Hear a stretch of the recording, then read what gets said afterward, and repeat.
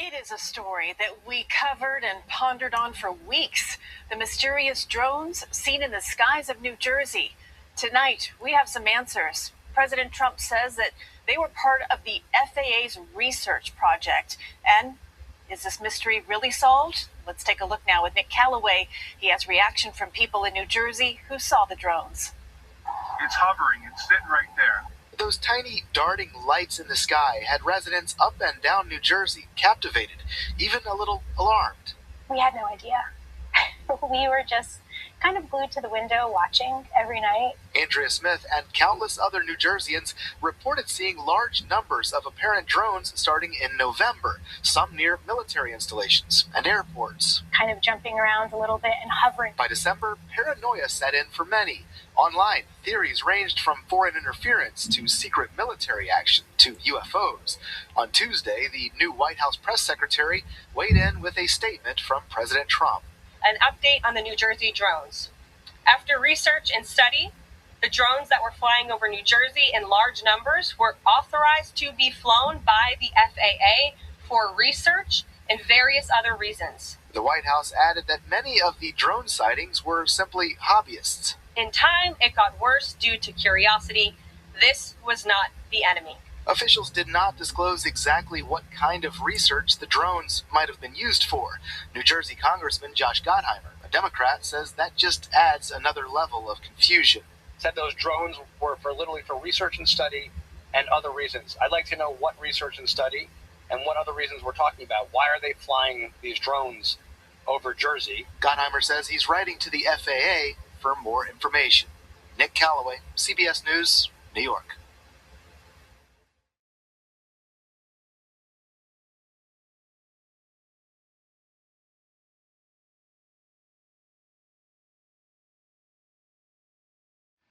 Okay, so it is June 27th, 2026, and I am recording the voiceover audio for the fourth part of my disclosure finale.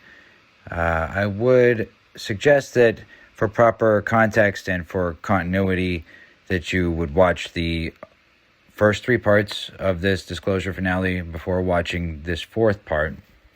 But I am making this to emphasize and to demonstrate that some of their capabilities, for one, that they are not confined to any specific localized region, like East Coast or even just New Jersey, that it's omnipresent. They can present themselves wherever they like, whenever they like, however they like. And it appears to have been that way for quite a while. These guys are also coexisting with us here, and I get the impression that they have been, probably for the duration of our history. They have a wide range of very interesting capabilities, and I'm going to try to cover some of that now. And as I attempt to both illustrate and describe what I have learned or seen from the capabilities that they've demonstrated and recorded and or witnessed, I'll just go ahead and let this play through to kind of show you that before, during, and after the so-called drone incursion that the government chose to lie about, this was going on in my life. I was recording it in every single state, in every region of the United States, with the exception, of course, of Alaska and Hawaii. And after having become aware of this phenomena sometime around June of 2024, probably mid-June, late June, and then subsequently engaging or initiating contact, they more or less initiated contact through my intuition. It was then through my own choice to acknowledge and to engage, to interact, to learn without being afraid, to follow protocols that allowed for me to record this in rural or more secluded areas that wouldn't be prone to eyewitness, panic or confusion or fear. They wanted me to go out to wildlife refuges and conservation parks and big empty spaces so that I could record without compromising the psyche or the disposition of any other humans. And then they also required that I leave discernment in the videos so as to allow people to make up their own mind. So I had become acquainted with these guys, and they, around, like the summer of 2024, and then right around late July, early August, they conveyed through my intuition and quite directly through interaction that this was a precursor, that what I was seeing and what I was recording was a precursor to a future mass showing, that they would be showing up sometime in the future, they had indicated or expressed, and that everyone would be seeing it. And so that it was important that we are acclimated, and that in doing this and pursuing that effort to acclimate my fellow humans, there are time constraints, that this is something that was supposed to have been done over the span or duration of a long time. It was, I guess, there's awareness of this at the highest level for about 80 years that this was coming. And, there's been whistleblowers come out, like Lou Elizondo, who came out with a book that very summer of 24 entitled Imminent.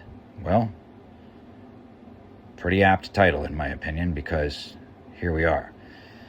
But they had expressed to me that they would be doing some display for all to see. And when the drone incursion started in late November of 2024, I was ready to go. I knew that it was them. I'd seen enough from, previous interactions and stuff I'd recorded and getting to know them some. I knew that was them, and they're mimics. They are capable of mimicking. They also are capable of modifying light, existing light, like ambient light in a room, or light and shadows, in order to more or less create a Rorschach type test for human consciousness, so that it matters to the individual what the individual is seeing. It matters that from their perspective, from the individual's perspective, that they get to make a choice as to what it is that they're seeing or witnessing. And when it comes to the so-called Jersey drones, they appear to have been, as best I can understand it, it was a test. It was a psychological, spiritual awareness, discernment type test, that everybody that looked up there and saw one of these funky, sometimes even indescribably odd-shaped drones. Some of them didn't even look like they were aerodynamic. They didn't seem to crash. They didn't seem to need to recharge. They didn't land. Nobody could shoot them down despite having tried. That when you look up there and you see something irregular that's mimicking an aircraft of some kind, and you look close enough to see that it doesn't look like any kind of FAA-approved lighting configuration, it's irregular, it's in several ways, but you go on to tell yourself, despite all that it's just an airplane, so that you can be comfortable with the world as you know it and sleep at night without any worries, because we're the dominant species on the planet, the top of the food chain. If you need that, if you look up there and you tell yourself that's just an airplane, you are basically lying to yourself. And a huge part of how this all works, as far as I can tell, is that since they have access to your consciousness and can see everything about you, it really matters for them, apparently, to know who is honest with themselves, who can discern, and who can attempt to seek further information so as to be facilitated, because they also showed me, and this is another reason why I got to learn all this, but it's true, this old axiom apparently holds water, but if you seek, you will find. It is possible to find that which you seek, because the seekers are assisted. The seeking is facilitated. So those who seek and those who are honest with themselves, they can learn a great deal about this. I'm not unique or special in any kind of way, other than I got in early and I learned quite a bit before most were aware. And then after the drone incursion started, I did not know exactly how that was going to go or what would become of it. To me, I was given the impression, due to the time constraints, that this was just going to keep ramping up and that it would more or less force us to confront it.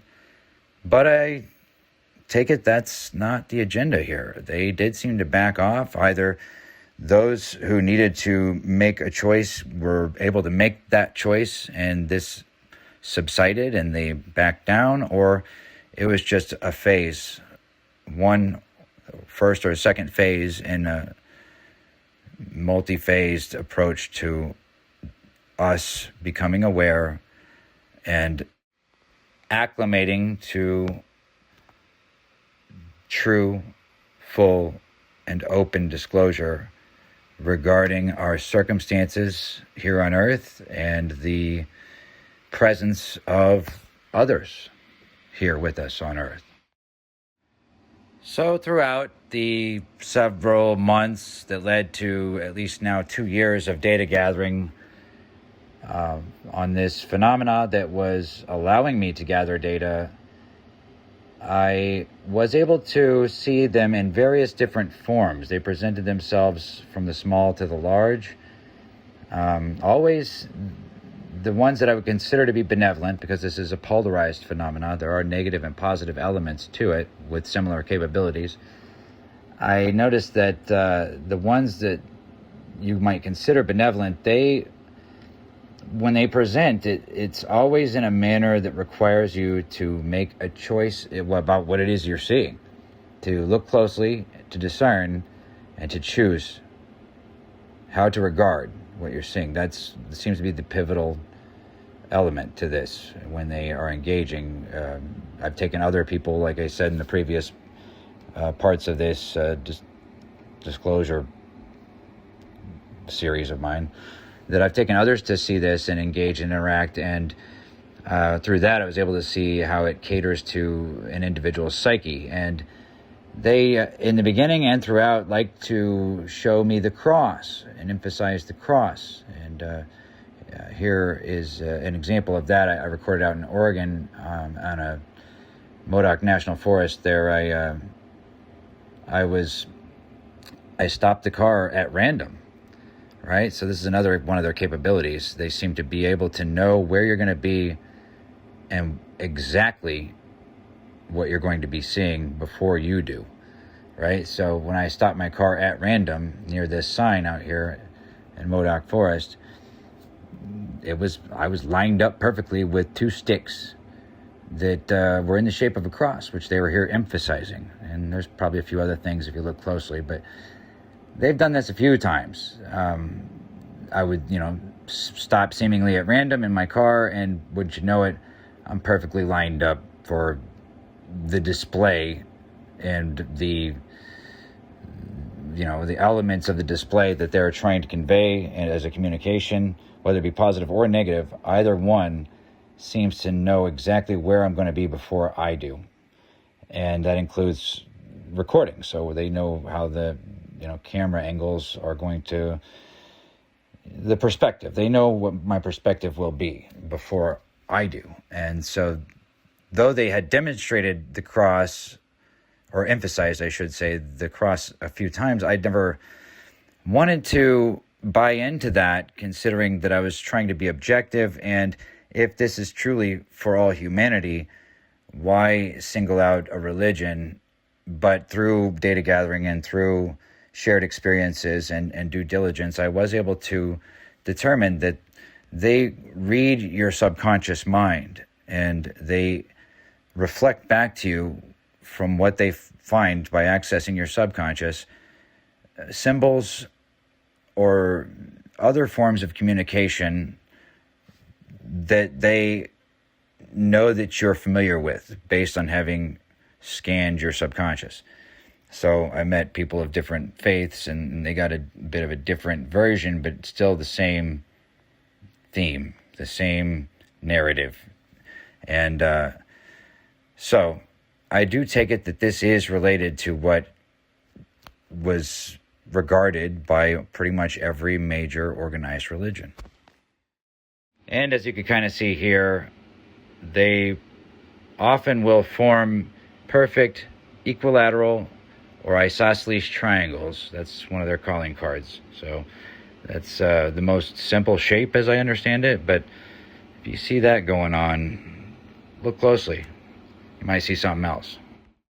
So this next piece of footage, it was recorded sometime around late September 2024. I was with a friend on his back porch. It was a friend that I had taken previously for a shared experience there in Kansas. And he was motivated to buy his own IR camera. So it was his IR camera, and he hadn't set the time yet. So if you look down at the bottom right, the timestamp on this video is wrong, but it was sometime in September of 2024. But well before the drone incursion started, and a ball of light in the near distance, just beyond, it would seem, the other side of a tree, it got our attention. It was real bright. It was a single ball of light. It wobbled around and made sure we were looking. And when we both started looking, it began to approach. And as it began to approach, my friend began to record. And if I had to guess, as far as the altitude of this, it was less than 1,000 feet, right? It was several hundred maybe at most, given that we'd just seen it just over the treetop as an orb of light. And then as it approached, it began to transform and mimic a passenger airliner. So as it passed overhead, and we were kind of in our own mind trying to discern, because it was, again, this is how they work. They want you to second guess yourself. They want you to look closely and discern. Well, didn't take much this time around, and that's one reason why I'm a little weary of showing this footage, but it's important that you know that this is them. This is some form of consciousness that can choose its form in a way that we can find perhaps confusing or pleasing or terrible. It's, in this case, mimicking an airliner, and if you look close, and not even really that close, you can see one of these drones up close. Because these guys are 100% mimics.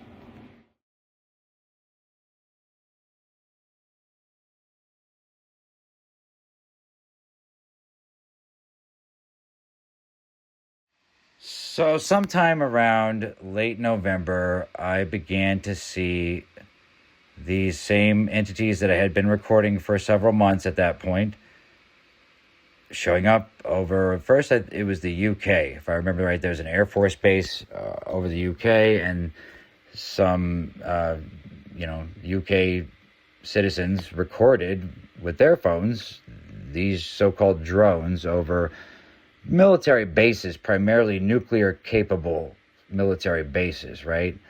Which, if this were a foreign power or a hostile threat from some foreign nation, then you would think this would be paramount for the both the NATO forces, the UK government, and the United States government to get to the bottom of it, to find answers, to figure out exactly what it is that is causing a national security threat by infiltrating secure airspace.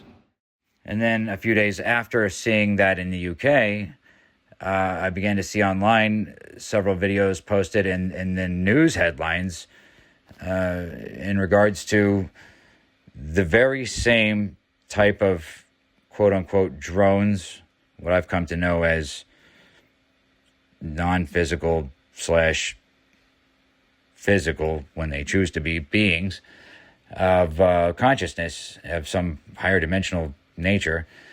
Then they began to show up in the States, mostly on the East Coast, the population centers, and like first it started around New Jersey, and then Manhattan, and most of the East Coast there, with New Jersey being more or less the epicenter. I began to see that the predominant theme with their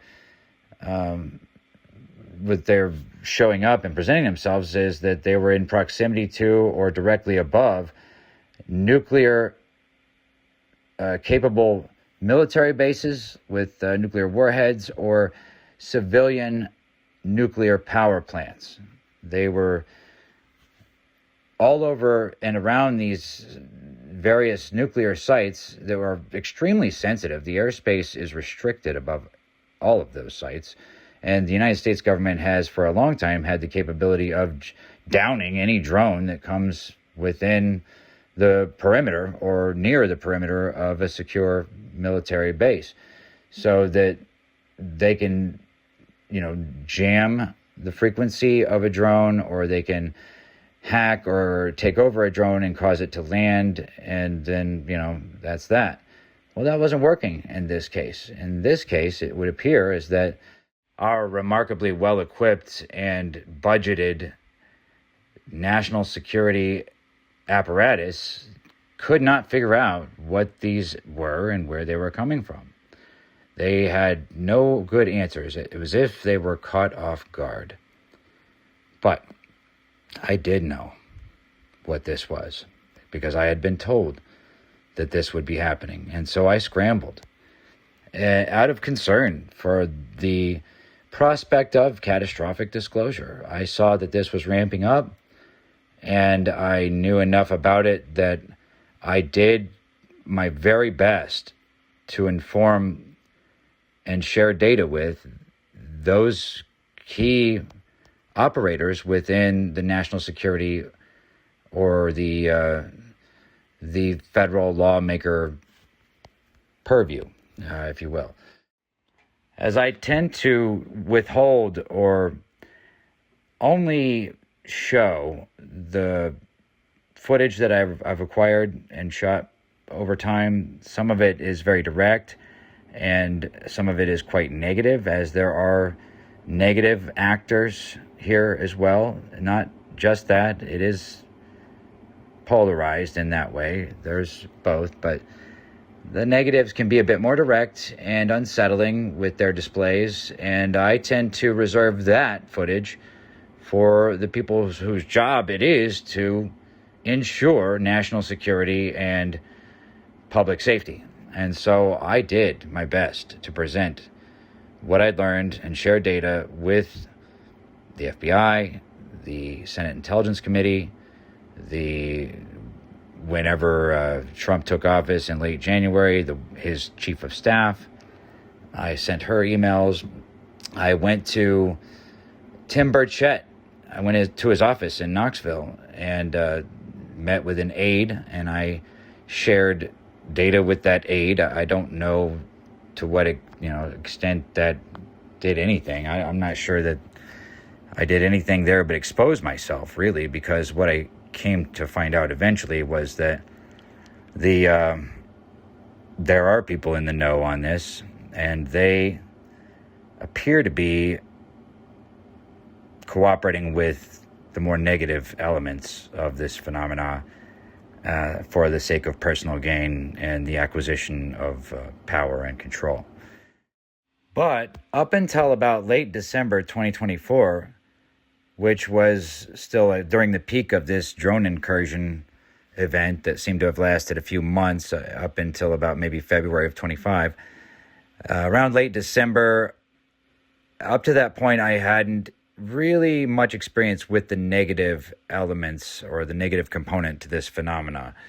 I had seen a little bit of it, but I did not have an eye for it. And at that time also, I wasn't discerning between there being two polarities or a polarized aspect of the phenomena. I was addressing, regarding, and interacting with this phenomena as if it were just one thing. Well, I needed clarification on that.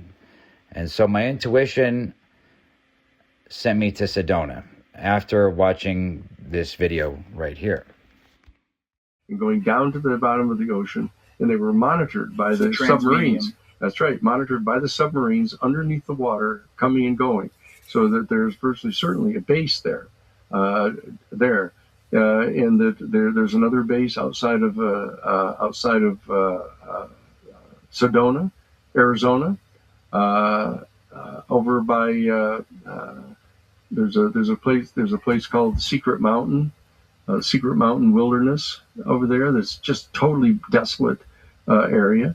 There's a base there where where the craft are, and so there's a number of them high in the mountains and remote areas of the planet, and that they're here now.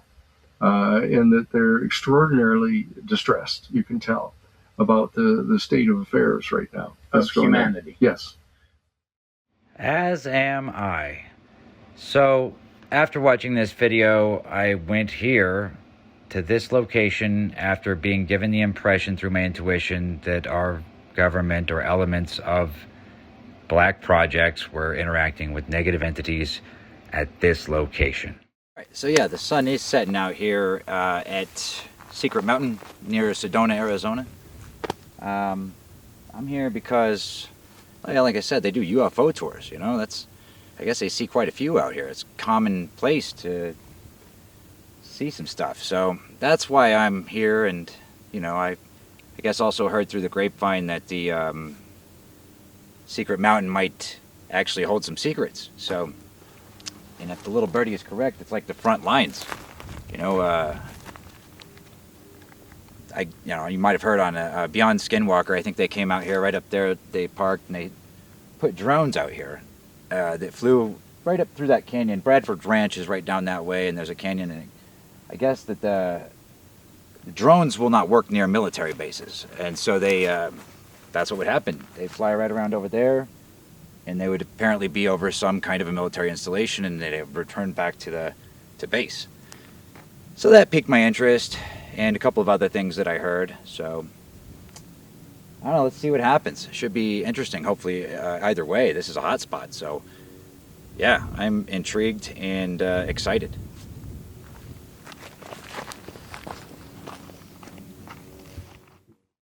And I remain intrigued and excited. Yet, after my visit to Sedona and with the intention of learning more about negative entities or the negative component to the phenomena, I'm a bit weary. I am. But still, I'm very intrigued and still excited for the future, because I've learned that there is the possibility for alignment, for balance and harmony here through our understanding of ourselves in relation to this phenomena.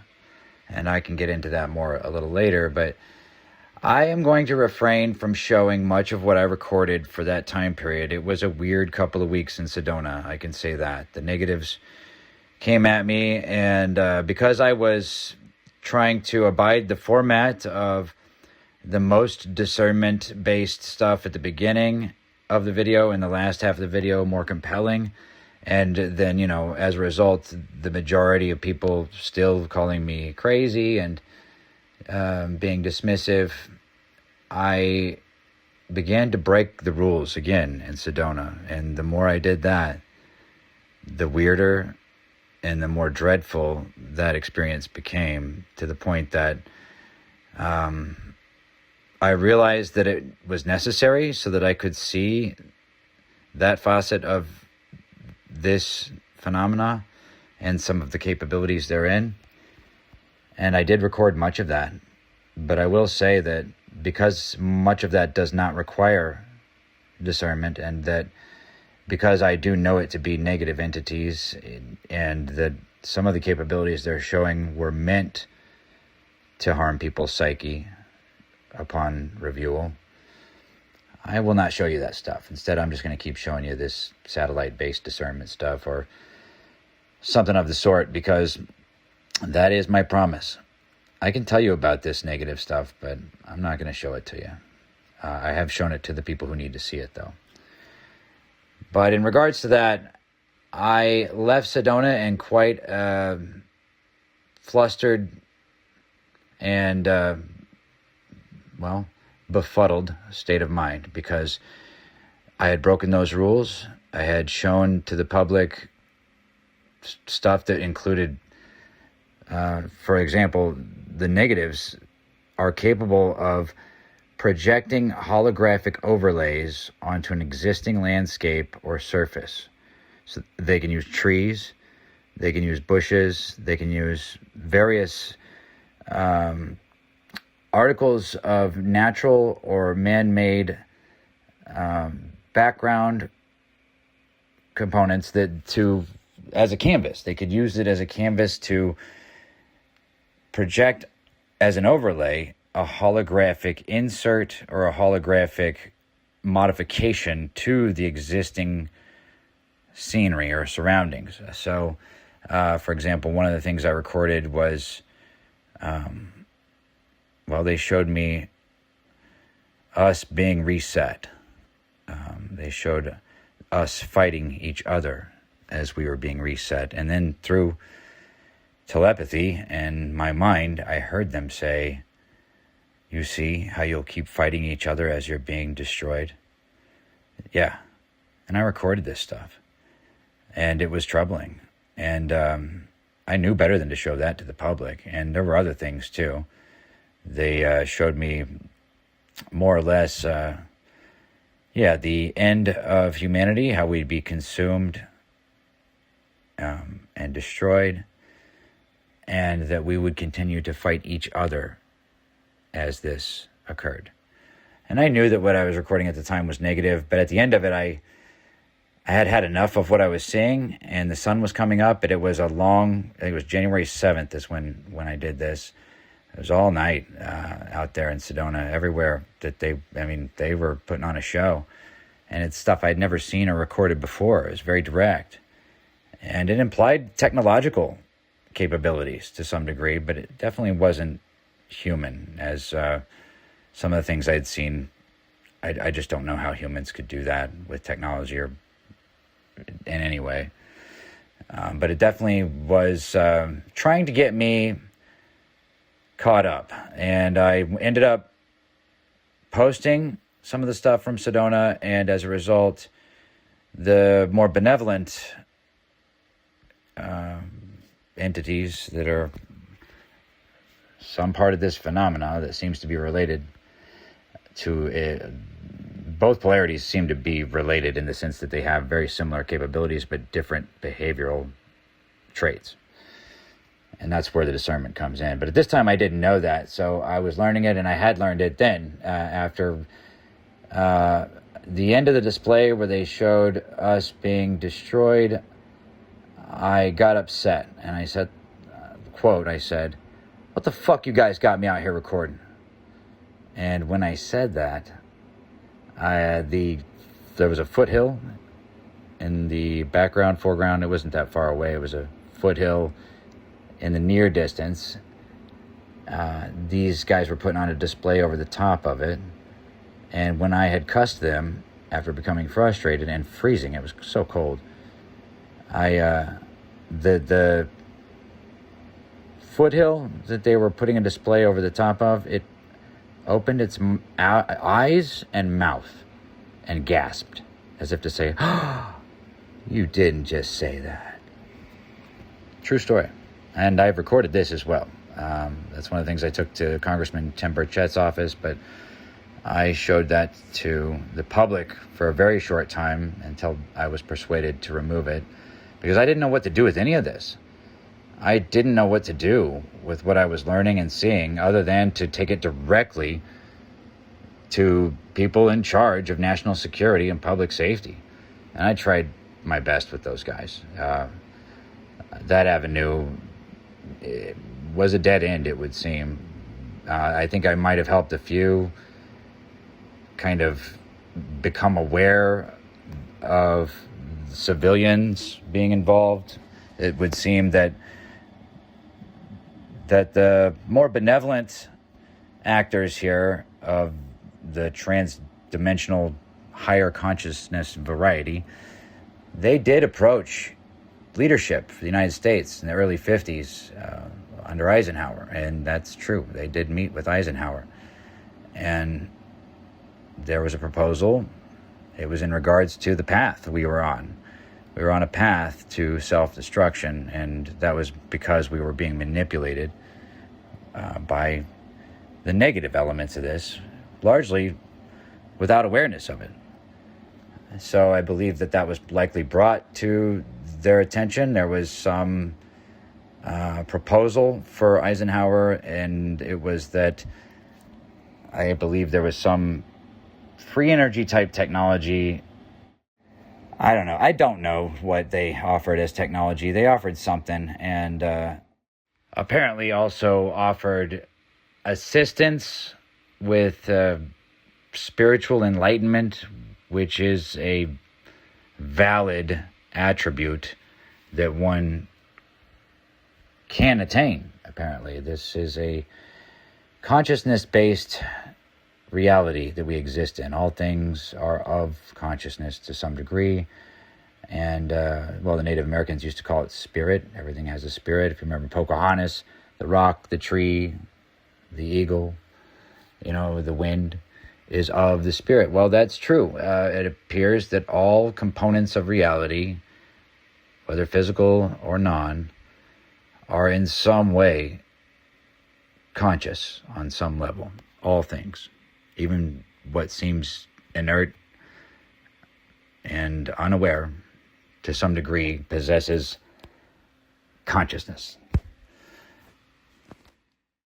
And so anyway, as I currently understand things, they had offered us that in exchange for an agreement to use the technology provided for the benefit of all mankind, and to end the nuclear arms race, to dismantle or to diminish the nuclear arsenal, and to prevent there from being a Cold War or an arms race with nuclear weapons that would threaten to end life on planet Earth, which they seem to have a vested interest in.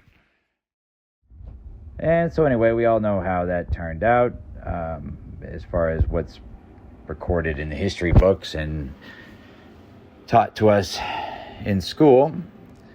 The military-industrial complex, as Eisenhower would refer to them, apparently had their own agenda, and within 2 years' time of being gifted this unknown technology from the apparently benevolent entities, they weaponized it. They had broke the agreement, and then these guys returned and said, it's been 2 years and already you do not comply.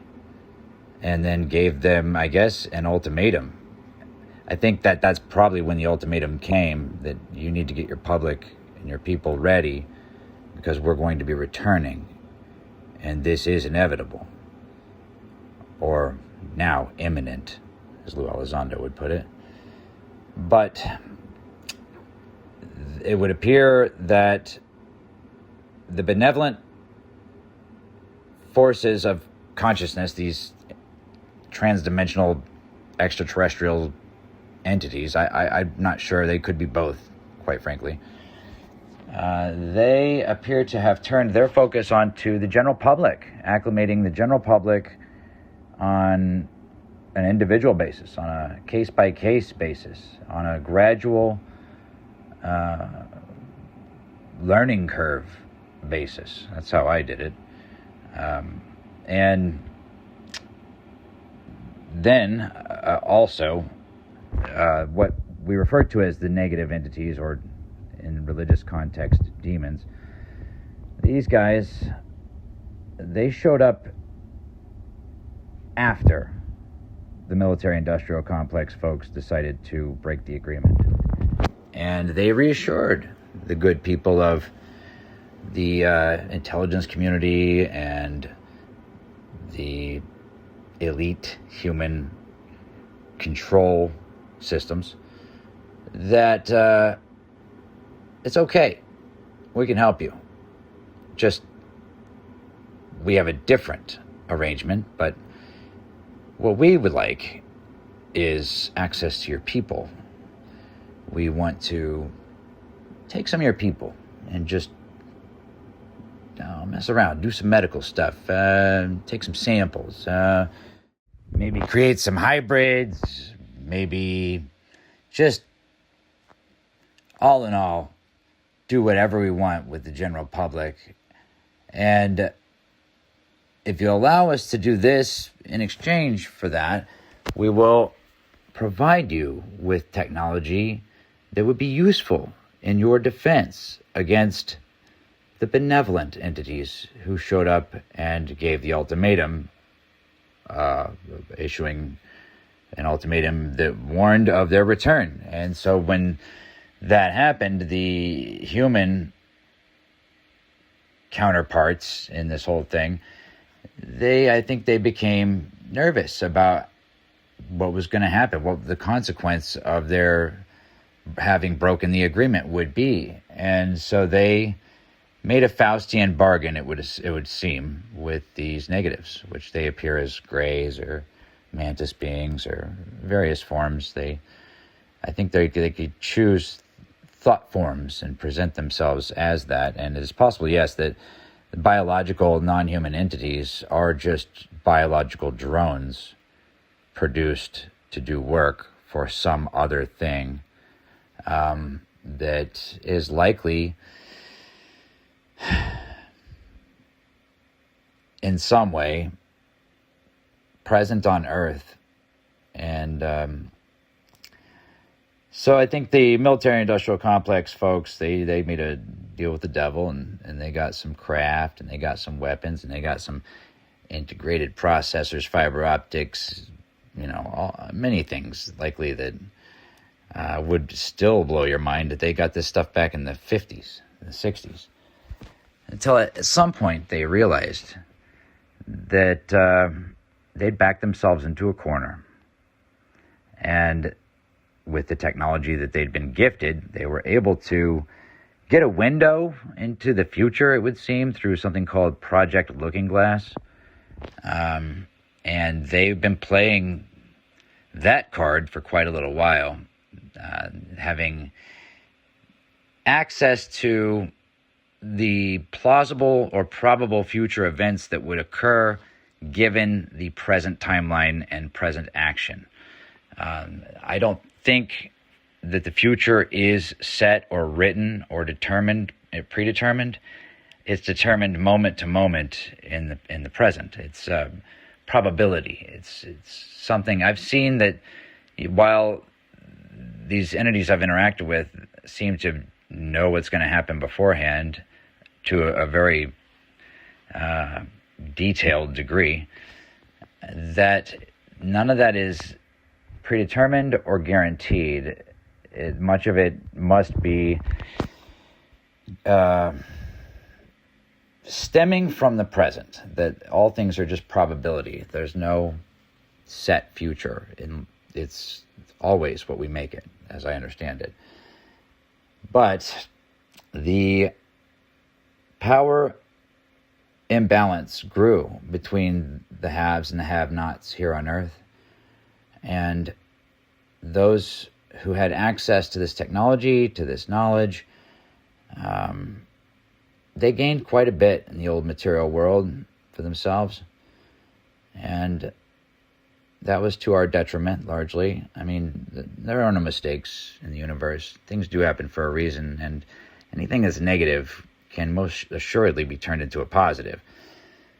So it is about your perspective and how you choose to move forward, how you choose to view the world. But it's choice. Choice is the key component here.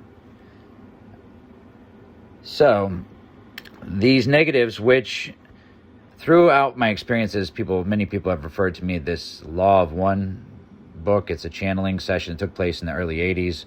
Apparently these rather adept, spiritually aligned folks, they got together and they did a series of channeling sessions wherein they were able to get some fairly direct and helpful information from the benevolent side of this whole thing. And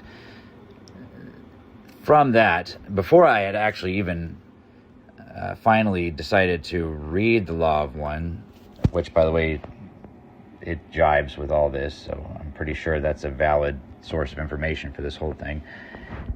They kept showing me Orion.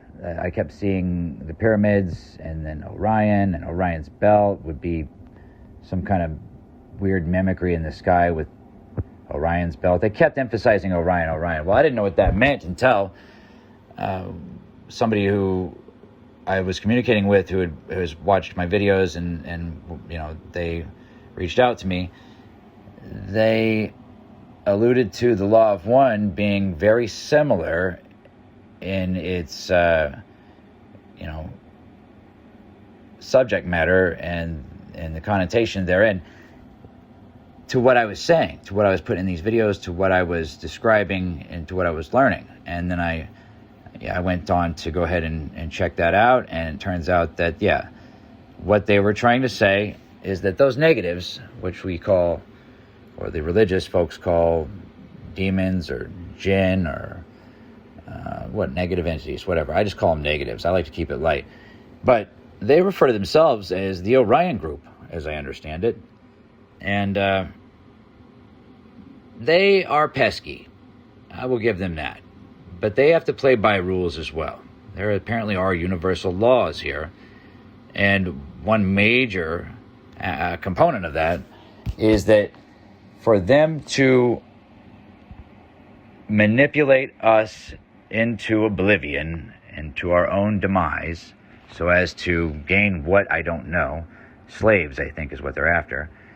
They have to, to some extent, abide our free will, and we have to consent to their influence. We have to consent to their manipulation. And if we see it, that's why they have to show you. That negative stuff, it has to show you what it's doing. And then you have to look at it and say, what can I do about it? I'm just one person. It's bigger than me. I'm powerless in this whole thing. Well, if you tell yourself that, then you most certainly are. And that's what they're counting on. We do have power here in knowing ourselves and the capabilities therein. But they don't want us to know that stuff, those negatives. They've done their best to redirect all helpful information that's come our way into some amalgamation of confusion, deception, and hierarchy. The idea that there are elite humans, or that there can be a group known as God's chosen people, or that that man is stronger or more capable than woman. These are things that were instilled in us to some degree by them. They use that to their advantage, and over time, it programs us to accept a reality of their choosing and not ours. Because of our ignorance, we don't understand, or at least we don't implement our power in this situation, which we do have. So, in other words, those negatives, they like to use the basic divide and conquer strategy, and they've been doing it for quite some time. So since the beginning, apparently. I don't know the whole story, but I definitely can tell you this, that the biggest advantage that those guys have here is that we choose to ignore, or even worse, we choose to disregard that aspect of reality that is very real, and it's in all the religions. But we choose not to believe they exist, largely. And then those that do, well, a lot of times belief leaves just enough room for doubt,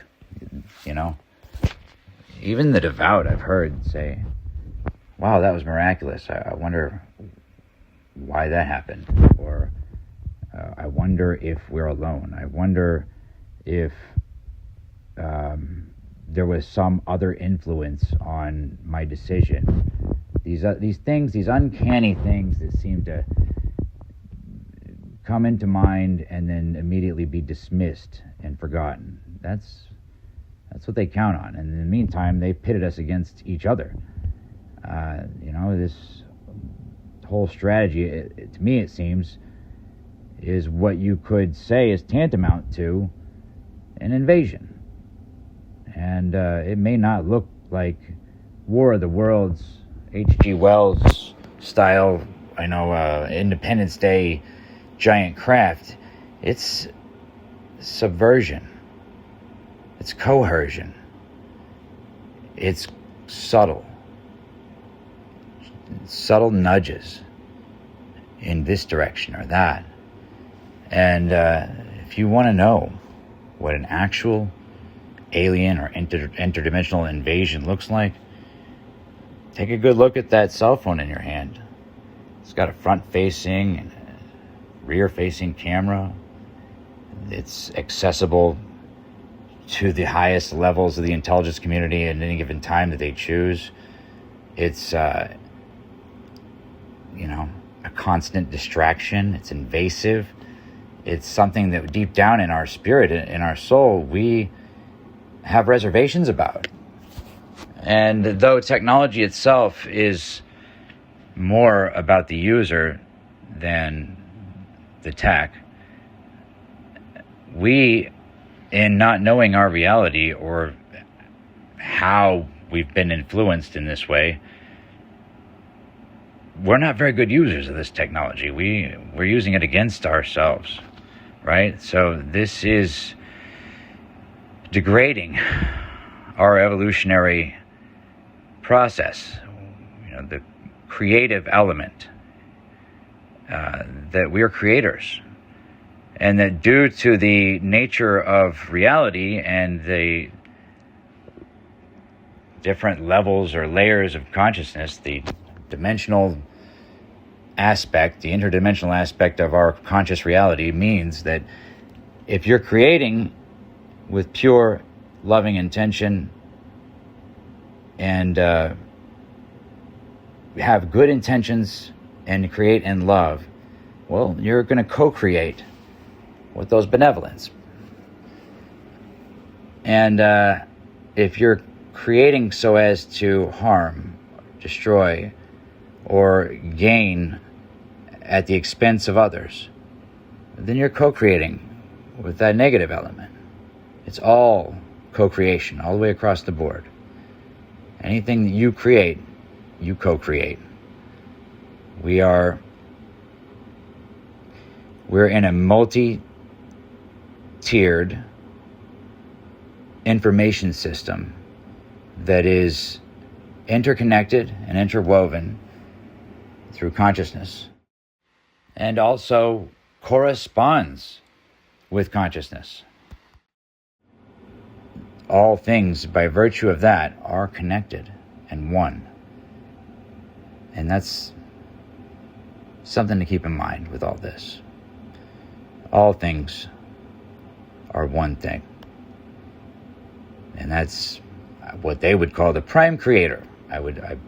Best terminology there, I guess. You can call it God, you can call it whatever, but it's the one that set this all in motion. We are fractalized, individuated reflections of the one.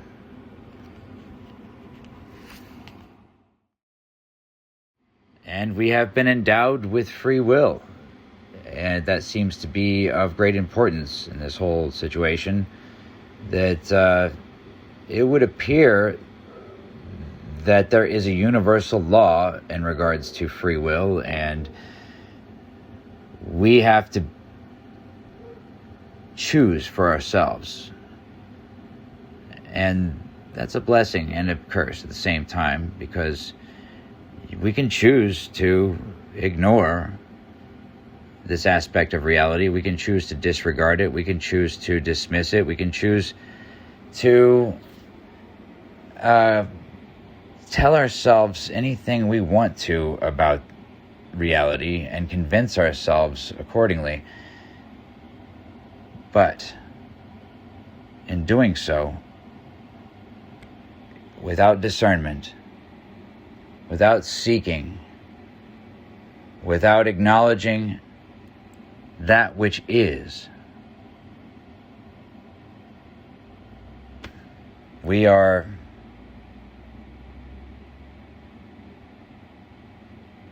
not better off. And without utilizing our unlimited and divine creative potential as a means of creating the world that we would prefer that our children grow up in, then we are not on a path to evolution or prosperity. We're in the dark and on a path to self-destruction, which is why all this right now is so damn imminent. Shout out to Lou Elizondo and all the other whistleblowers out there, and anyone else who's lost their life in the pursuit of truth, justice, and solidarity. Anyways, moving on from Sedona. After leaving Sedona, I was rattled. These guys came at me hard. These negatives more or less remained as a perennial, constant, and ongoing part of my experience. However, through that, I was able to realize and understand and utilize my own power in this, which, these guys, their options are limited when it comes to humans and trying to manipulate humans or scare humans. If you give them no emotional response, or if you give them, like I do, I use humor and sympathy. These guys, they know that I'm trying to expose all this. They come at me all the time, but it doesn't bother me. I treat it as data. You can, show me whatever you want. That I have yet to be touched by these guys. I've had some weird stuff happen, but I'm still here. So when I see these negatives, I just joke with them. I tell them jokes. I bring in, humor and sympathy. I feel sorry for anybody who has to go through, eternity with that negative of a mentality and or demeanor. And they also are apparently absent love for others. They appear to love themselves, but I don't know that they feel outward love. And that's sad. That makes me feel sorry for them. So when I see them, I treat them like an obstinate toddler, and the result is I'm unaffected, more or less. I mean, So, that, to each their own. That works for me. There are other examples of it in the Gnostic texts relating to Christ, the stuff that was non-canonical and removed. I found all that to be widely beneficial in this experience because Jesus seems to have been referring to all of this, these negative interdimensional beings and how to handle them. And he did the same thing. It seems that he just smiled and cracked jokes and treated them like little, obstinate toddlers, and also kind of just spread love. He exuded and exemplified love, and they can't penetrate that. They got nothing. They are not able to penetrate that and disrupt if you don't allow them to. But a huge part of that is knowing yourself. And that's part of that is knowing your subconscious and what's in there and why, and appreciating that it's there and loving yourself for the experience you've acquired that has led to all of it. Because none of this is easy for anybody. Everybody down here on earth is, to some extent, suffering. This is a place of suffering. And it matters a lot that we choose to ease suffering rather than to spread suffering. This is how we create heaven on earth and a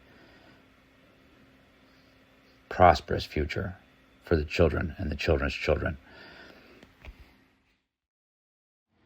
So after Sedona, I kept on gathering data and traveling and recording and interacting, and there were stumbling blocks. I have had some very tough lessons in discernment. I have had to learn how to discern the difference between these polarized entities. And I got to tell you, that's not easy. And there's still doubt in my mind about whether or not it's just, a facade.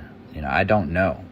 I've seen that there is a difference in behavior. I've had blessings in my life from all this. I can't really go into detail. I've already kind of expanded to a degree that has detracted from my telling of my story, but I feel like these details are pertinent, and I would advise to all of you who are listening or watching that you seek guidance from within. That what I'm telling you is just my story. This is my experience. It's personal. And some of the things I've interpreted correctly were beneficial. And some of the things that I failed to interpret correctly were harmful and disruptive and created challenges. But that, I think, is the point of the whole polarity aspect of this. We can't measure ourselves in a paradise or a utopia. We don't get to understand in a perfect world without opposition or adversity who we are and why we are. Only through adversity can we achieve our fullest potential. By overcoming, by learning about ourselves, our strengths, our weaknesses, all of it. So, I have been back to Sedona since then, and I've learned many other lessons. This is all a very long story, and I'm going to go ahead and just move on and summarize the finer points here because the video is getting a bit long and monotonous, and I don't want to bore anybody with this very peculiar information. But needless to say, I wandered through the valley of the shadow of death, and I feared not evil because I knew enough about my power And I continue to. And I hope that all of you do the same on your own terms, with your own form of inner guidance and intuition. But be careful out there and discern. Yes, discern, discern, discern. It is vital. It is vital that you look closely. It is vital that you think carefully and interpret correctly as best you can. I will give you an example here of myself in Sedona before I learned to discern properly and while in the throes of utter confusion, despair, and concern for all humanity.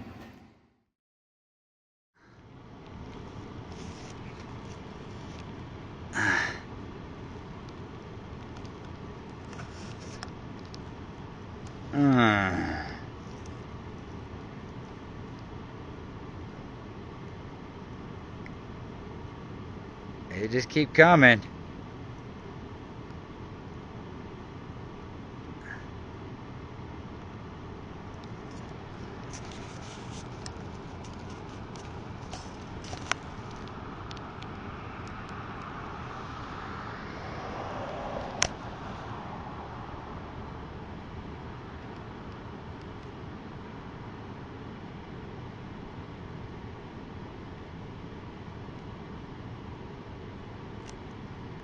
Oh shit. You know, I'm sorry guys, it's just, dude, I've been through a lot and you know it. So, and that it's gone on for this long. Like, I'm not responsible for all this stuff.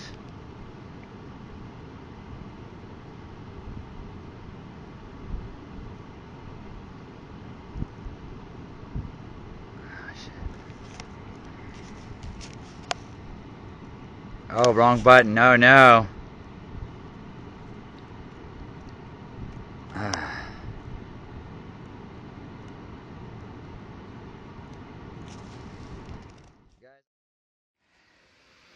And so at the height of confusion and concern and this so-called drone incursion, as so labeled by apparently the authorities, I went hard. I went so hard to try to figure this out. And to this day, I can't tell you that I've figured it out or even really know entirely what it is that I'm dealing with here. But it would appear as though that this phenomena is related to what's in the religions, as well as the UFO, UAP phenomena. Also likely related to, specters, ghouls, ghosts, goblins, and elves, fairies, Bigfoot, poltergeists, just anything, name it, ectoplasm, mediums, channelers, all of this stuff being facets of the imagined reality from the conscious reality. It's confusing and weird, but I found myself in a very weird place at the height of all this and went to Death Valley to try to, as best I could, explain myself. All right. Out here in Death Valley. And the old Valley of Death is pretty quiet and isolated, and not much traffic coming through here. A little bit there on occasion, but ultimately I think this is an okay spot. So we'll just go ahead and do the damn thing.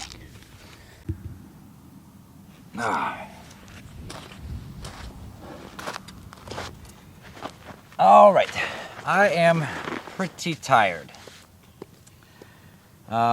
Turns out fighting an uphill battle will get you pretty tuckered out. and having your mind bent 7 ways from fucking Sunday, well, that just adds to the matter. But I can't go and rest. I mean, my goal here is to go, after I get done with this video, find a Motel 6, edit this video, post it, and then sleep for, I don't know, 10 hours, however long it takes for myself to get rested or feel better. I'm dragging some ass. Or until the federal government kicks the door in. I don't know. Jokes. Those are jokes, I hope. One shouldn't fear the worst. Because the truth is this. I felt that it was important to provide context as things kind of ramp up here. I'm seeing what's happening. I know that the Pentagon had a secret meeting, I guess, last night about the drones over New Jersey and now New York and Manhattan. And, you know, as this thing kind of picks up steam, I'm afraid that people are going to start to panic. So I do know some about it, and I'm more than compelled, obligated to tell you what I do know about it, because I have been interacting with some aspect of it for several months, and I do understand a little bit of how it works. So I'm going to tell you this, because it's important. We're at a crossroads, I think. You know, I don't think anything's set in stone. Some kind of probability, you know, wave. It's not, the die isn't cast yet. So, what I know is this. They showed me things. They put information in my head. It's like a download, I guess. Because I was open to it. I listened to my intuition in the beginning. They got me to a certain point where I knew that I was being manipulated. In fact, we all are being manipulated. Yes, all the time. By negative and positive beings, best I can tell. Kind of angels and demons type scenario. Probably way more complicated and less black and white than all that, but because I find that this is all very complicated. Part of how I came to understand a little bit of this was through Jacques Vallée's books and interpretation. And he, as best I could tell, Jacques Vallée had pretty well nailed it. The confusion is on purpose. We're supposed to be evolving our consciousness, becoming more aware, self-aware primarily, because they're tricksters. I think that the positives are more writers, you know. They're kind of like the muse. I've gotten art from them and information. But there are negative beings, and I've met them as well. They typically show up inside of folks. And they crave your fear, your frustration, your depression, your anger, your anxiety, your hatred. They love that stuff. This stuff is already in your head. They're manipulating everybody. Now, the knowing matters. They showed me this. I've shown other people this phenomenon. My side of it that I've experienced with the lights in the sky, the ones doing the drones, the ones doing the freaky, funky little drones all over around New Jersey and stuff. I've got a lot of that footage on a hard drive. I can't disclose the whereabouts of that, probably, until I'm safe and this whole thing is resolved, if it can be. But it's not set in stone, okay? I've run myself ragged trying to understand it, and it is interacting with me. I do understand some stuff, but what they show me is this. They're going to keep doing this every day. It's going to get weirder and weirder.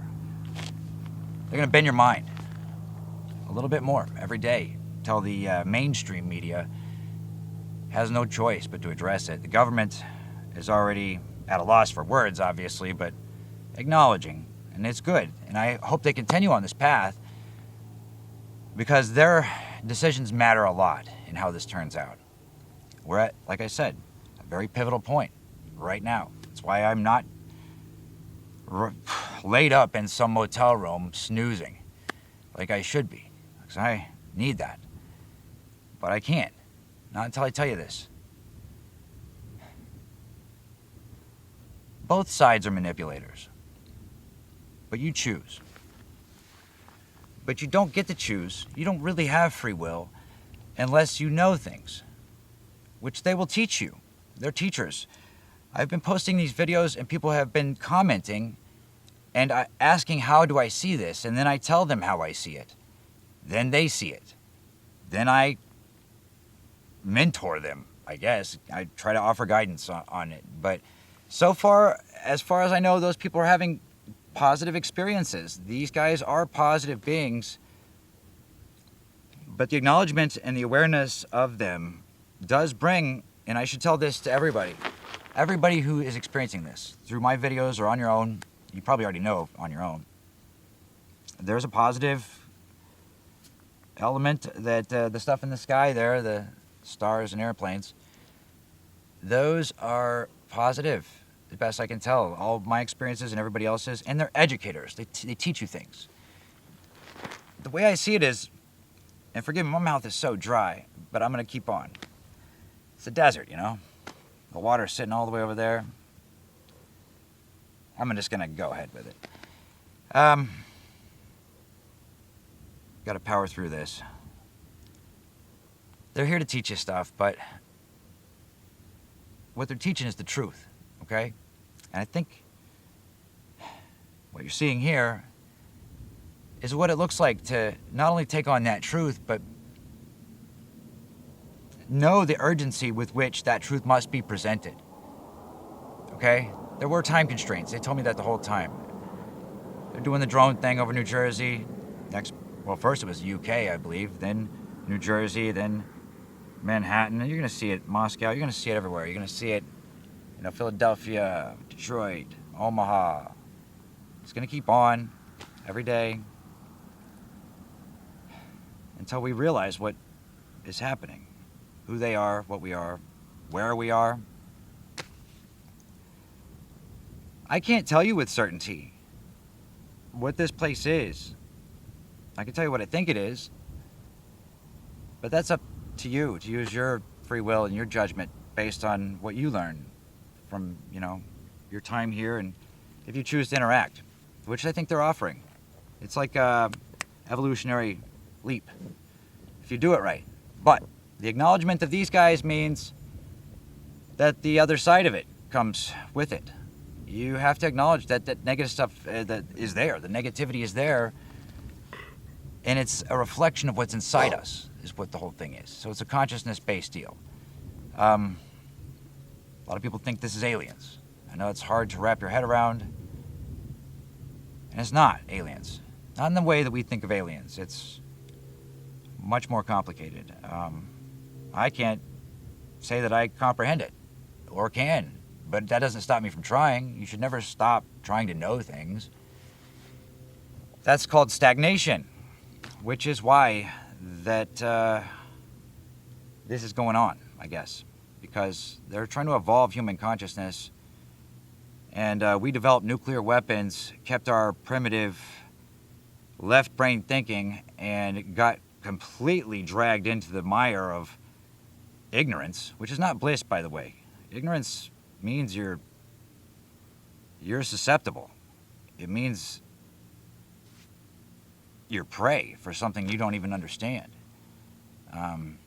There's hidden, unseen forces here, man.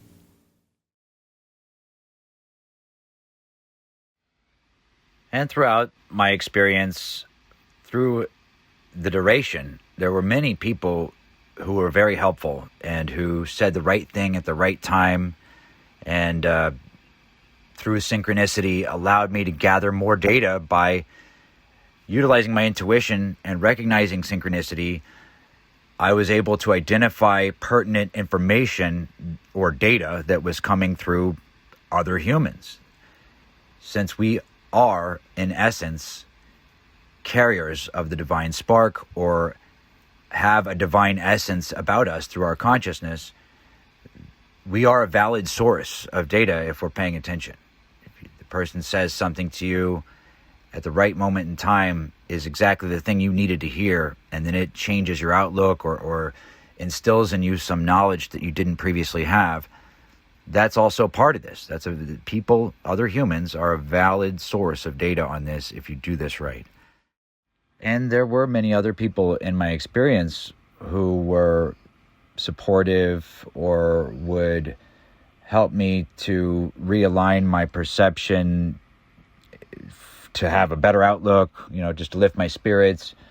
There were many people, friends and family included, and a few strangers here and there. But there was really no other person more instrumental or advantageous to my experience and the advancement of my knowledge than this remote viewer that I found on YouTube named Birdie. She had developed her own technique with remote viewing called transdimensional mapping, and it's effective. She actually demonstrated that she is about as reliable, constructive, and accurate of a source on this as you're going to find anywhere else, especially the government.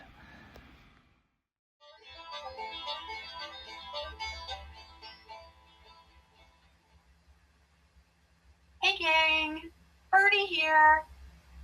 I believe that everyone should have the opportunity to learn transdimensional mapping and explore consciousness for themselves without gatekeepers, without expensive barriers, and without needing permission from anyone. So I have decided to teach it all for free. This series will teach you the core foundations of transdimensional mapping. For free, y'all. That's the way to do it. You got this helpful divine knowledge. You don't charge for that. So she's got a nice YouTube page here where she's got a bunch of videos, as you can see, where she's covered several topics. And one of those topics was the Jersey drones. And I just so happened to stumble across her videos at the exact right time that I needed that information. Because you see, everything that she's saying in her transdimensional mapping sessions, which are blind sessions, she has no idea beforehand what she's being tasked with. The information is coming through. That's kind of how this remote viewing stuff works. And that is also, by the way, a attribute of human consciousness that is underutilized, but it is real. Our consciousness is able to view things all throughout space and time when utilized correctly. And I saw her video, I think it was January of 2025, and it was after getting browbeat and waylaid by negative entities in Sedona. And because I get a lot of downloads, like they're kind of like convoluted thought balls, more feeling than actual articulated thought, intuitive feeling that you can then use existing data or new and incoming data to structure and articulate what it is that is being, what the thought ball consists of. I like to refer to it as that because I got that expression from Birdie, and it's an accurate description of one of these downloads. You don't get articulated information. You get the essence of a feeling regarding that information with underlying depth to it. So this is what you'd call, for me, a synchronicity. And I would not have learned what I learned or advanced my knowledge beyond what you saw when I was out there in Death Valley had it not been for this one person who I am extremely thankful for. Shout out, Birdie. Appreciate you. So I'm just going to let these entities explain themselves directly through Birdie's transdimensional mapping technique here, exactly what the agenda is, as well as the dilemma that we are all facing in regards to the uptick in activity from these guys and the impending disclosure that will follow.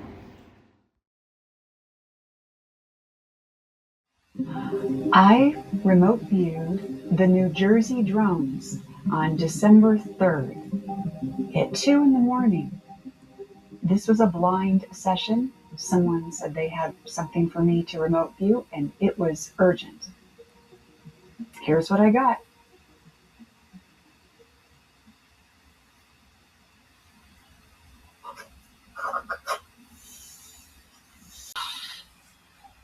This is solid, real, human. Airplane. No, unmanned. It's drone. This is a drone. Oh. It's those drones. It's those drones. What the hell? It's real and it's not real. It shifts. All right. What do I need to know?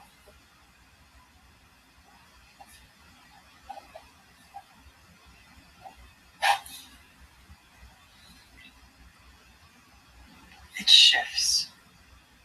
It's UFO. It changes.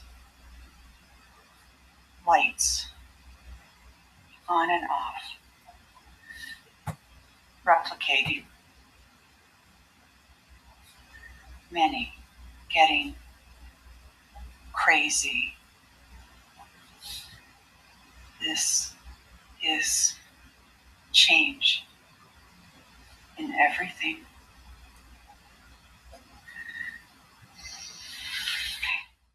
In that.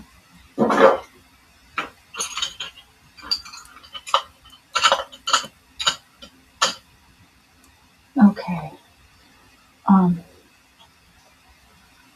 Focus of data collection. 00081192. Structure. Present. Calculation. Millions upon millions. Billions.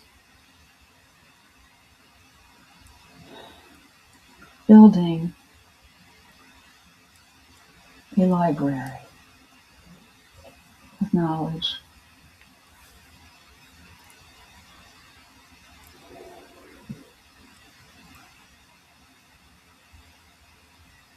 Inviting to remember. Remember what? What? Who we are, where we are, why we are. We forgot. Stayed off. Who they are, what we are, where we are. When I first heard all this from Birdie, it resonated deeply and ended up being what you might call a synchronicity that put me right back on the path that I needed to be on.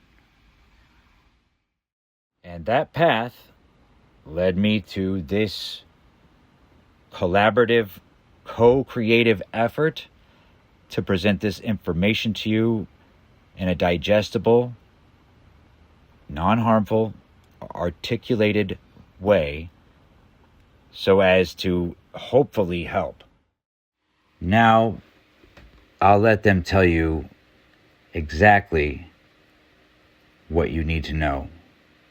And please pay attention because this is the most important part, and it's best that Birdie shows you and not me.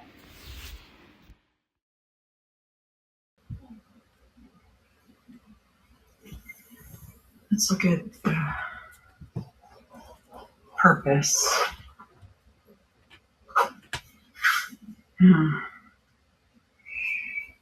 To notice, to change, to shift, to learn, to mimic. It's mimicking. Much like a child, but it doesn't feel childlike, not child. All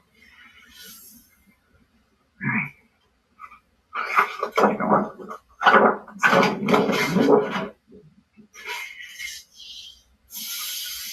All right, I gotta figure this thing out some more.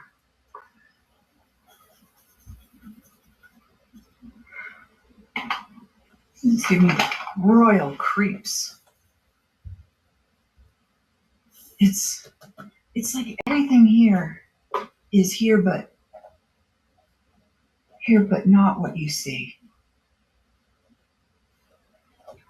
Shapeshifter can turn on and off. It's a mimic. It's pretending. It's just, I keep getting this idea of like angels, someone, right? I know it's not angelic, but there's something weird about it, like how angels appear like men in the Bible. It's like that. Like take on an appearance.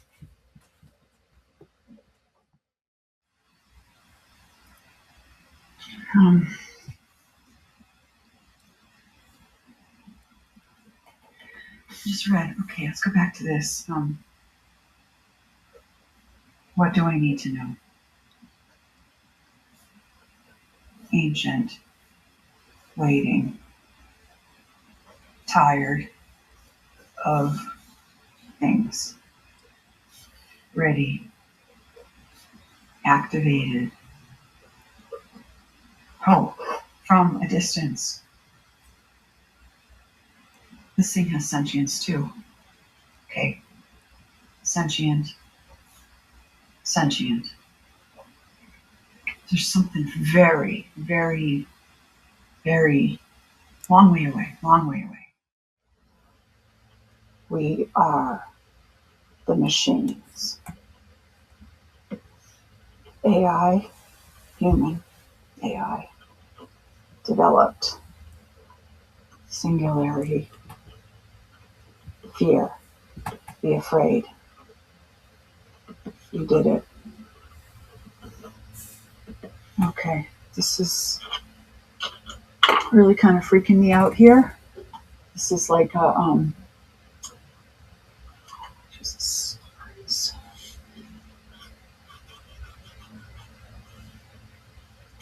Oh, I don't like that color. Let's do this. Let's come up.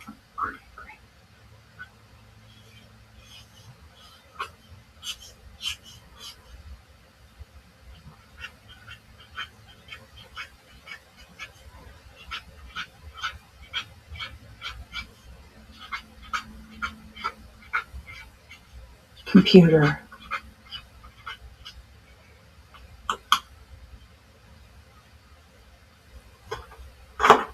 This is computer. Quantum singularity has been achieved. Lab. Northern. Cold. Keeping it cold. Can think. More than the prior version. This is the fear. Singularity. Two places have developed the singularity, achieved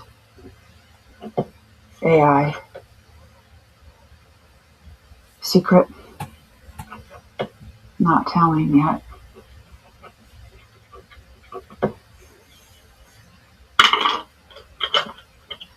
Okay.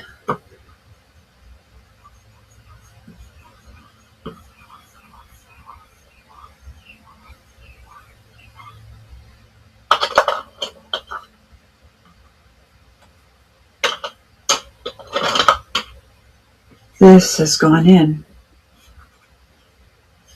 This doesn't. This says no. This says no.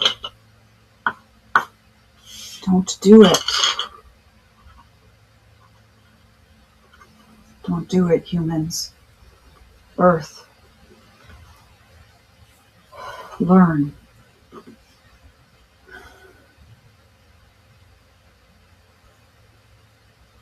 Remember who you are. Remember your place. How you rise from the dirt and give the world around you a name. Tell its story. This is your function.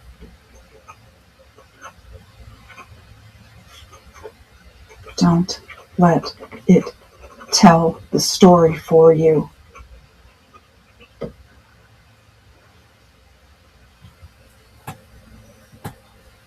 Oh my gosh, I'm overwhelmed with this.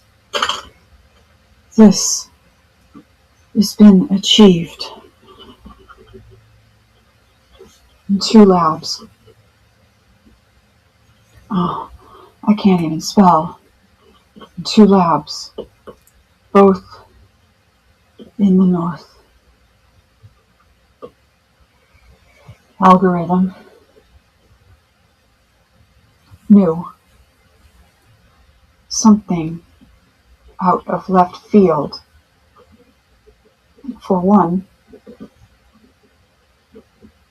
something not as novel for the other. Men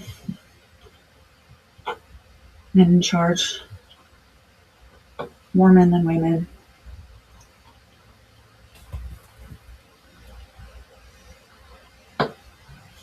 This is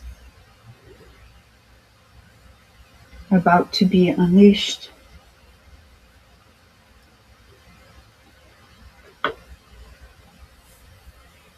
It's unfortunate.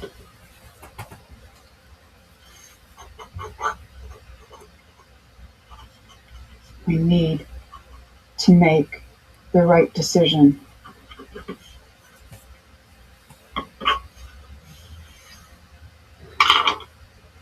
It's like, this one is really have like,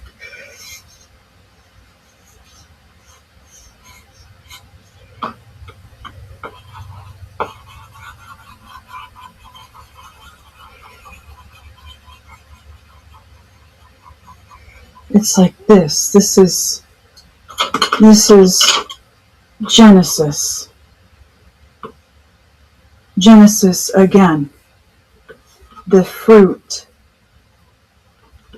of the forbidden tree.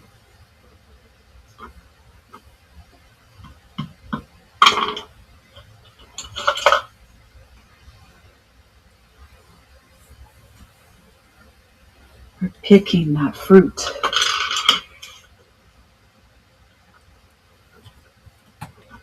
We may be banished by our own stupidity and lust, unless for what we think is knowledge. This Genesis is a warning about the fate of humanity. Oh man. Okay. So there you have it. From their metaphysical lips to your physical ears. That is about as accurate and digestible and articulated as I could make this whole thing. But, this is all work in progress. I'm still learning. I don't know everything about this. I was fortunate and blessed to have learned what I did. It was, one reason why I went so hard on this is because I was concerned for the future of humans. But another reason is because all this is what I wanted to know about. It's about the only thing I really wanted to know in this lifetime was this stuff. And I never thought that would be a possibility that was available to me. I thought that these mysteries would remain mysteries and that perhaps I would, learn more after I died or something. I don't know how I ended up here other than that I listened to my intuition, and then I'm a seeker. I seek. And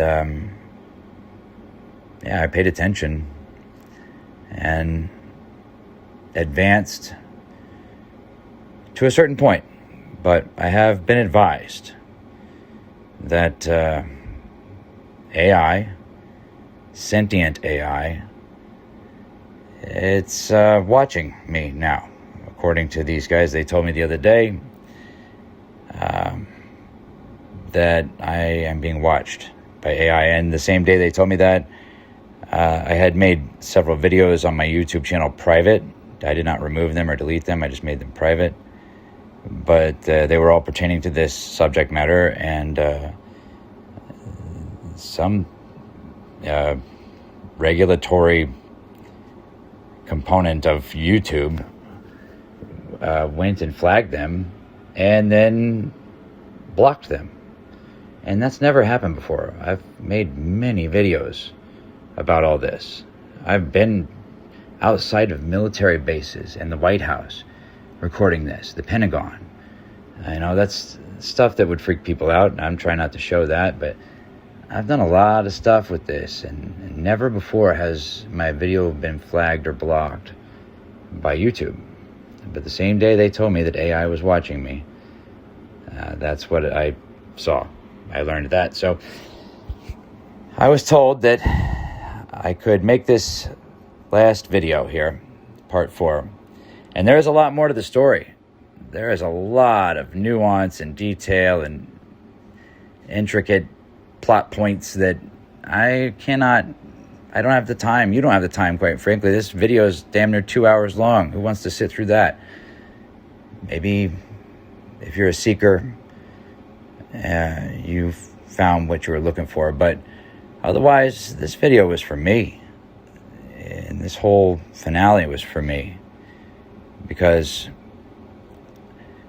I know I can't continue. I was told that would be dangerous for me.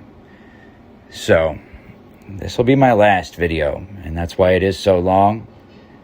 And that's why I'm a little weary, a little hesitant to close it out here, but I want to leave on a positive note.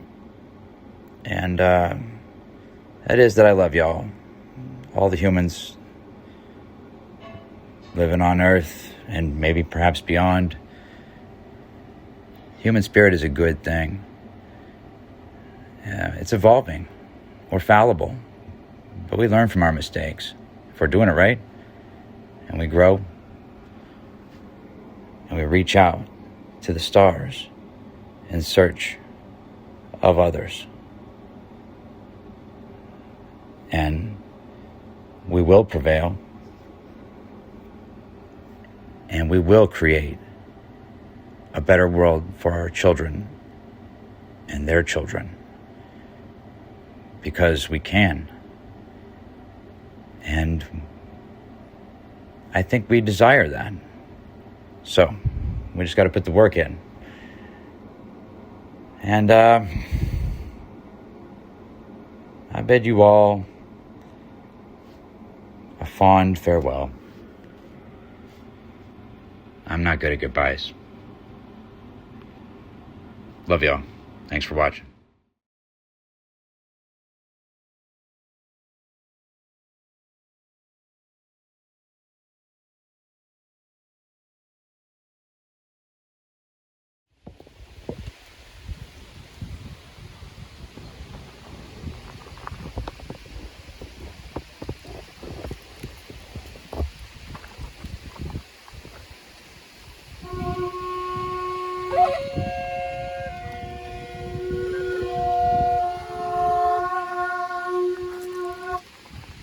All right.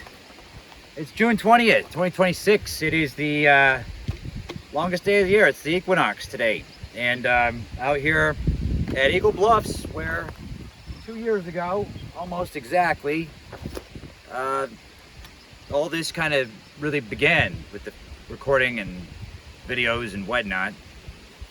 And I figured I'm making this finale, and I don't do this anymore like this. I don't do the CE5 thing anymore. This is kind of I've reached a level with this where it's kind of just there. So this is kind of a moot point to some extent, but I wanted to, because of sentiment, sentimentality, I guess you could say. Yeah, I wanted to top this finale off right here. Eagle Bluffs Conservation Park near Columbia, Missouri. And almost 2 years to the day since it all began. I don't know if they're gonna show up or not. I really never do. It's best not to have expectations. I expect you might not even be able to hear me because the wind is blowing, but it is what it is. I'm here. This is probably the last time that I'm doing this kind of thing. So I want to say thank you for everybody who was supportive or curious or lent a hand in this whole thing. I do love y'all, and I don't know how it's all going to turn out for all of us, but I'm hoping for the best. That's all you can do. Play your part. Send a smile in someone's direction. Make the world a little better in your proximity. But yeah, so without getting too sentimental, this is going to be it. One last go around the carousel there. Catch my drift. The sun's going down, so you guys take care. Thanks for everything. It looks like you're in focus, so All right, I'm gonna try to do the. All right, ready? Say 3, 2, and. Hey, all right. So I'm out here at what is this place? Dutchman's. yeah, Les Dutchman in just northern Phoenix. It's by Apache Junction. And we don't know what's gonna happen, but this is somebody I met from the comments of Reddit. Raphael is his name. Is that okay to say? Yeah. And that whatever we record, I'll post what is fit to post. But this, I wanted to say thank you to this person for even considering this. But yeah, so we'll just see what happens. And thanks for coming out. Of course. Thank you for having me. All right. I'm not good at goodbyes. I miss the sunshine in your eyes. Who said cowboys don't cry? Come on, baby, let's take one last ride. We're riding around this carousel, if you catch my drift. We're riding around this wagon wheel, she took me for a spin. We're riding around this carousel, getting dizzy till we're sick. Love is like a circle, there's no easy way to end. It's too much, I can't take anymore. Stuck feeling like we've been here before. But now the sun stopped shining here in the Wild West. My heart stopped beating and it sunk into my chest. We're riding around this carousel, if you catch my drift. We're riding around this wagon wheel, she took me for a spin. We're riding around this carousel, getting dizzy till we're sick. Love is like a circle, there's no easy way to end. Just an outlaw who only had one friend. I wonder if I'll ever see her face again. Dark clouds hanging over, they follow where I've been. My cowboy tears are still blowing in the wind. We're riding around this carousel, if you catch my drift.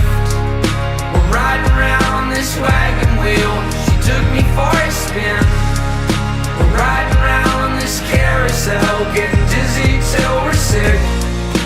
Love is like a circle, there's no easy way to end. I'm not good at goodbyes, I miss the sunshine in your eyes.